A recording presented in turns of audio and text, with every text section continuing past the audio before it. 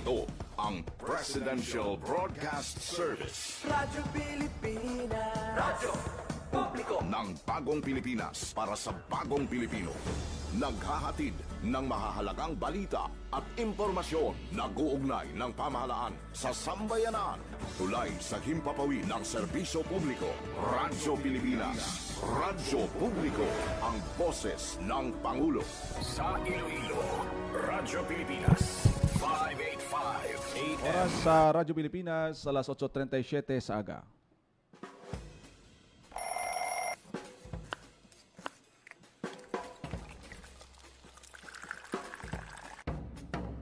Aga sa Iloilo. Masako. Magahod. Mapagsik. Panibagong adlaw pagkatapos ng paghuway sang gabi antes. Bag-o nga paglaom. Isa naman kapag himakas sa matahong nga palaabuton. Iloilo Morning, ang programa nga kaupod ninyo sa pamahaw kon aga. Magadulong sang labing ulihi nga balita, mga istorya halin sa Iloilo, kag iban nga bahin sang rehiyon, mga ginahuluhang balan, kag mga trending topic sa social media. Ululupod naton at tubangon ang maayo nga aga. Magpamati na sa Iloilo Morning. Diri sa 585 kHz sa AM bands ang inyong mga radyo. Radyo Pilipinas Iloilo, the only government radio station in Western Visayas.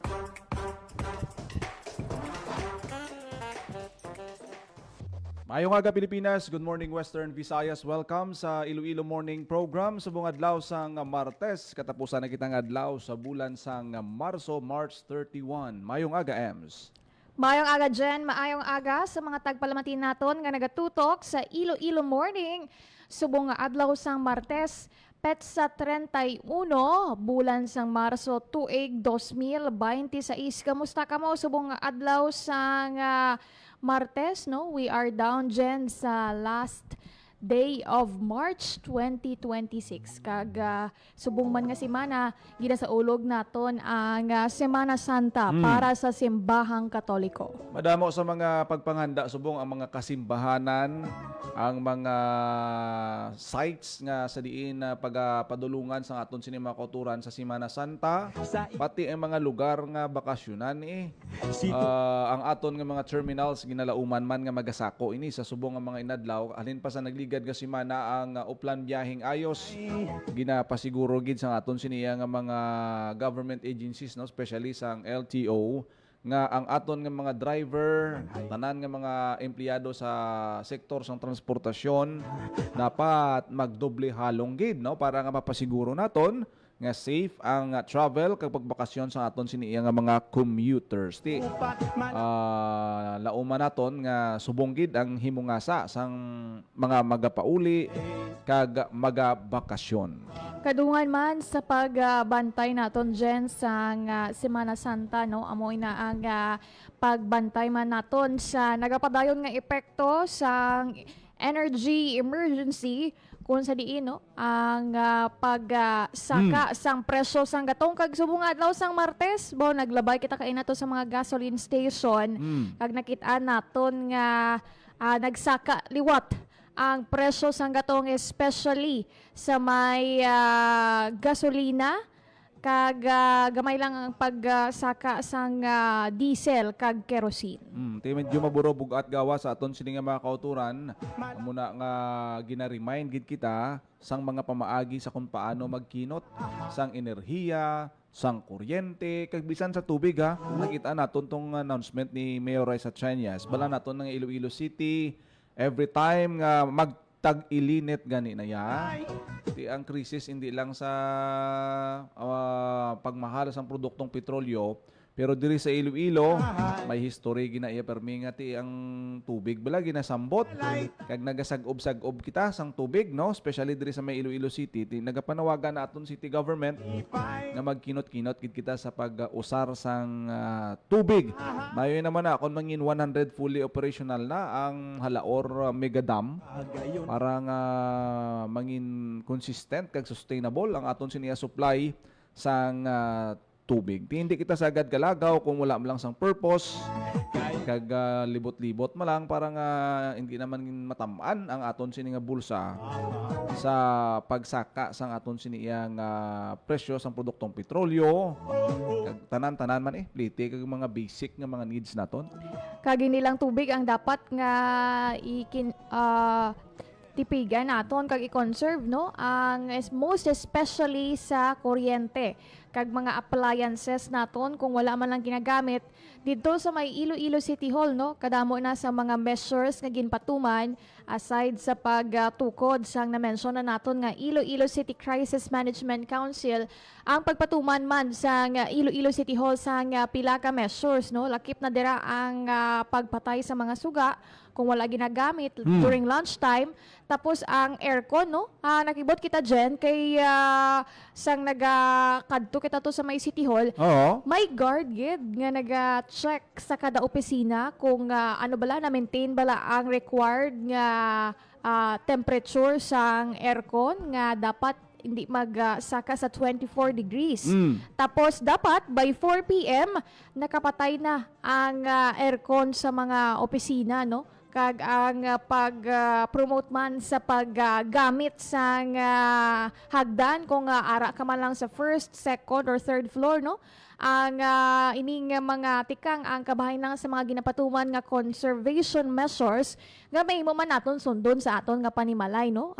Kung pwede man lang nga iset lang ninyo sa 24 degrees ang temperatura sang aircon kag syempre ang pila man ka mga austerity measures, no, sang local government unit. Ari bala pamatian naton ang mensahe man ni Iloilo City Mayor Raisa Treñas sa pag iyang panawagan man sa kada Ilonggo, no, nga mag-conserve sa paggamit sang kuryente kag iban pa nga mga conservation measures. Ni si Iloilo City Mayor Raisa Treñas sa subong nga ginpaidalom kita sa state of energy emergency kag padayon ang tag-ilinit ginapangabay ko ang tanan nga magkinot sa paggamit sang kuryente kag tubig. Turn off lights and appliances when not in use. Limit aircon usage. Kagamiton ang natural ventilation. Sa tubig, likawan ang pag-usik kag siguraduhon nga wala sang leaks. Magbinuligay kita, kinot Iloilo, kinot sa kuryente, tubig kag gasto. Ini si Iloilo City Mayor Raisa. Nabatian si Mayor Raisa Treñas sa iya panugyan sa aton nga magkinot gid, kinot Iloilo. Siyempre sa sini nga mga sitwasyon subong ginasulit-sulit gid kay tiyang iba actually kuha naman emsa so naga-learn naman ang tanan subong kay hindi mo na kinahanglan pa nga i-explain kung nga ang magkinot subong kay siyempre obvious gid ka tama, no, ang ining pagsaka kag ang hindi ma-resolve subong iyang conflict dito sa may Middle East nagapabilin ang estado sang oil supply naton nga gina-deliver hindi lang man sa Pilipinas kundi sa ibang pangabayan sang kalibutan affected samtang nga wala sang deal nga maaprubahan kag mga negotiations nga pungkuan, no, sang mga involved nga mga country sa sinikaron nga conflict hindi gid naton masiling nga amo sini ang sabat, hindi kita makadikta sa ila kung anong ila nga mga agenda nga pagahimuon. For now ang himuon gid lang naton ya is within our reach kag sa aton nga capability magkinot kita sa budget kag sa enerhiya nga atong ginakonsumo pati na sa aton nga mga aktibidad. Kag timing man dyan kay ti subong nga semanang schedule man sang pila ka graduation rites kag moving up ceremony no mga recognition sa mga eskwelahan ti matapos ini palapaway naman ang mga kabataan ti ang mga eskwelahan naton no makapalapaway especially ang mga eskwelahan ang dako nga chunk nga nagagamit sang kuryente no kag ti amo man na ang pag-adjust ninyo sa aton nga mga kauturan sa once nga magabalik na ang mga kabataan sa ilang panimalay kung pwede man lang hindi sila paggamiton anay sang TV as a way no to conserve maano lang sila maampang na lang sila sa gwa kag ma-socialize sa ilang mga kaupdanan dira nga bata no another way para makakinot no anyways ang padayon man ang mga lihok no nga ginaubra sa local government units para makabulig kag bag-o lang gid no nga nagsulod nga statement no gikan kay Iloilo City Mayor Raisa Treñas although after na inis ang Holy Week ang masunod nga rollout sang fuel subsidy coupon para naman sa mga public utility jeepney o kon PUV drivers maumpisa sa Abril 9 no so next week pa after sang Holy Week kung sa diin ang gina-target nila is 1,600 ka mga PUV driver kag operator kag ang ila naman nga schedule sang pagpatughong sa Abril 11 kag Abril 12 no so April 9 ang next nga schedule sang rollout para sa fuel subsidy program sang Iloilo City Government kag ang kada jeepney driver dyan magabaton sang 1,500 pesos nga fuel subsidy coupon. Tidako-dako ini nga bulig especially sa mga jeepney drivers naton nga kaina gani pag padulong naton sa opisina talalupang doon nga daw gamay na lang ang mga nagabiyahe nga jeep bangod sa nagapadayon nga pagsaka sang presyo sang gatong. Ati ang April 9 hindi kita magsala na fall ina siya sa adlaw nga Webes. Sa holiday na no undi ta magsala kanina ng araw ng kagitingan ang April 9 so atensyon na kay ti ginaanunsyo sa aton sini city government kon diin ang schedule sang distribution ano nga gasoline station ang accredited nga pwede magamit ang mga coupons kag importante nga submit gid kamo sang requirements sa inyo sini nga mga kooperatiba para nga salalama fair kag mangin matalunsay ang distribution naton ti 1,500 maski pa paano bulig-bulig while waiting sang kuan pagid sang fuel subsidy nga ikapanagtag sa inyo sang DOTR papaagi sa DSWD kiti sa subong amo ning ginahandaan gid no ang fuel subsidy para sa aton siniya nga mga affected transport sector. Sa nagligad nga si Mana Ems, hindi lang gani fuel ang ginpanagtag sang LTO gani food packs. No, so do ini daw maayo ini. Masin nga ton nga best practice ini ang kasubong sini partnership with private sectors man tong iban, no, mga companies nagahatag sang ayuda. Masilin nga ton lang ati sa subong krudo lang gidaw ang kinanglan sa mga jeepney drivers. Dako nga bulig kung may mga may bugas na nagligad, may dilatas, may amo sina. Kay maski paano, may dalon sila sa ila pamilya, makasapin-sapin sa kinahanglanon nila nga pagkaon. Temporarily, no, while waiting sang sining mga subsidies nga ginahimo ginatag sang aton sini nga LGU kag national government agencies ang ini nga mga inisyatibo. Kago kay isa bala dyan, magsakay ka sa jeep tapos do may initiative man halin sa mga pasaherong wala na ginakuha ang kambyo. Keep the change na daw amo na ning mindset sa mga pumuluyo no. Especially diri man sa syudad sang Iloilo kag once gani maghambal ang pumuluyo nga ang pasahero nga keep the change do nagamag-an man no ang palamatsagon sa aton nga mga jeepney driver kagabi ito may mga nabatian kita no nga mga istorya man sang jeepney driver nga aside sa reklamo Manila may iban kunong mauntat anay biyahe, maiban dito nga ma-apply na lang sa tracking or iban nga mga obra as a way nga tama na gid ka budlay no ang magpasada sang jeepney, pero may iban to nga sige pagyapon gahulat man gyapon sang pasahero kag padayon gyapon sa pagbiyahe no. Ti ang amo lang na nung kabay pa nga ang mga bulig nga ginapaabot naton para sa drivers naton kag operators especially sang PUJ no. Aside sa Iloilo City Government, kundi pati nasa national government ang 5,000 nga assistance gikan sa DSWD kabay pa no nga makaabot gid sa inyo. Hindi ko magsalang DSWD ya ang assistance dyan na panagtag na para sa mga tricycle drivers kag operators. Diba just like pareho man sa Iloilo City Government, mahulat-hulat lang kita sang next naman nga schedule para naman ya sa mga PUJs no or mga public utility jeepneys. Bantayan ninyo na ang mga announcements. Hopefully matigayon ina no kag nasugura na sa aton siniya mga kauturan ng mga drivers sa hulat-hulat na lang kita. By the way, as of subong nga adlaw, Martes nga adlaw, ti kagabi sako ang tugunganay. Yes, sa aton sa mga gasoline station. Gasoline station kay Nagingagaw ang iban na hindi man matamaan bla. Sa subong daan nagahampak sa 130 pesos ang litro sang diesel. Yara sa 90 to 95 pesos per liter ang gasolina. Siyempre sa inyo no, ano-anong mga pamagi nyo da nga makakinot kamo. Pwede nyo na ma-share sa aton sining mga kauturan.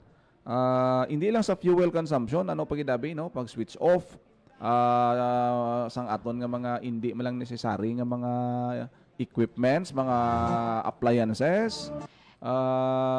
Paglagaw-lagaw, limitahan naton, pati mall hours gani subong gina-shorten na. So, kuan gid kita, nang daw kabigo nato ning daw contest sabla nga pakinot-kinot aside man sa mga short term no, isa man guro sa dapat lang tawon nato ng mga long term nga solusyon ni Jen, especially ang pag-shift naton sa renewable energy nga isa man sa mga gina-promote no sa gobyerno kag sa local government unit. Siguro ang amat-amat nga pagsaylo sa renewable energy like solar energy isa man sa pwede naton nga ma-consider, especially nga amo sini ang nagapadayon nga sitwasyon no, why not no, isa man sa mga gina-promote sang Iloilo City ang paggamit sang solar energy as additional source no sang inyo nga mga kuryente. So why not no, ga-i-explore nato ng inaang idea kung hindi man full transition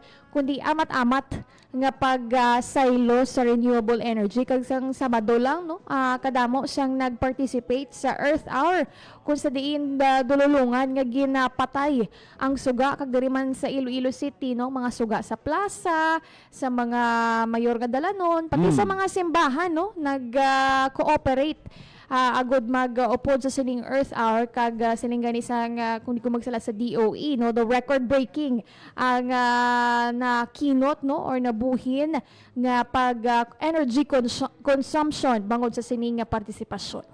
So bantayan nato na ang mga madamo nga pamaagi kag sige-sige nga reminder sa aton sa pagkinot. By the way, anunsyo talaga gali EMS no, Holy Week subong off-air kita sa starting April 2 hasta sa April 4 bilang pag-observe naton sang Holy Week no, subong iyang simana kag kita no, nagaupod kita sa bilog nga katilingban nga i-observe nato ng Holy Week ngani no, maka-reflect kita, makapamalandong kita, makapangamuyo kita sa aton sini nga pungsod sa estado sang ekonomiya nga aton ginapangatubang subong time to reflect kag kung wala lang importante nga kaladtuan, kung gusto mo hindi ka magastuhan, kay munong kada sa inyo siniya nga balay, iwas ka pa sa disgrasya, nakakinot ka pa, nakapamalandong ka pa. Yes, no, kag mumanaaga pangabay naton sa aton nga mga tagpalmati kag sa tanan nga nakatutok sa Radyo Pilipinas Iloilo. Magabalik ang after sa sinang pag temporary off air sang Radyo Pilipinas Iloilo, magabalik man kita ya ang broadcast sa Domingo, April 5 no, kung di ko magsala.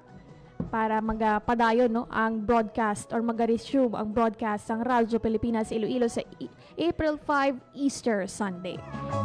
Philippine Standard Time, alas 8:56 na sang aga. Wala nito sang oras diri sa Iloilo Morning. Gani thank you Gid sa mga tagpalamatin naton kag sa tanan nga nakatutok sa Facebook Live.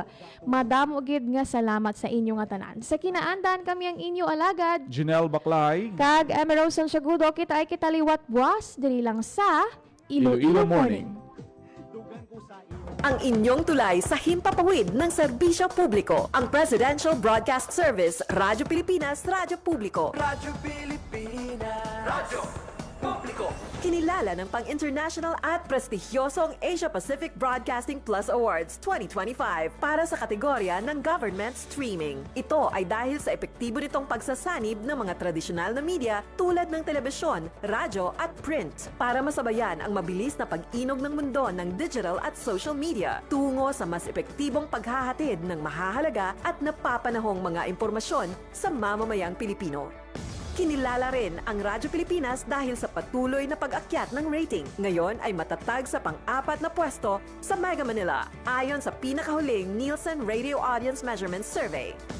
At sa social media, nakamit ang mahigit 2,000% pagtaas ng bilang ng mga sumusubaybay sa Radyo Pilipinas page sa unang bahagi ng 2025. Patunay ito na ang inyong Radyo Pilipinas Radyo Publiko ay tunay na kaagapay ng inyong pamahalaan sa paghahatid ng serbisyo sa mga mamamayang Pilipino. Mula sa aming lahat, sa ngalan ng inyong pamunuan at mga kawani ng Presidential Broadcast Service, kasama ang inyong mga himpilan ng Radyo Pilipinas sa buong kapuluan, maraming salamat po sa inyong lahat, sa inyong pagtangkilik at pagkilala. Radyo Pilipinas. Radyo Publiko.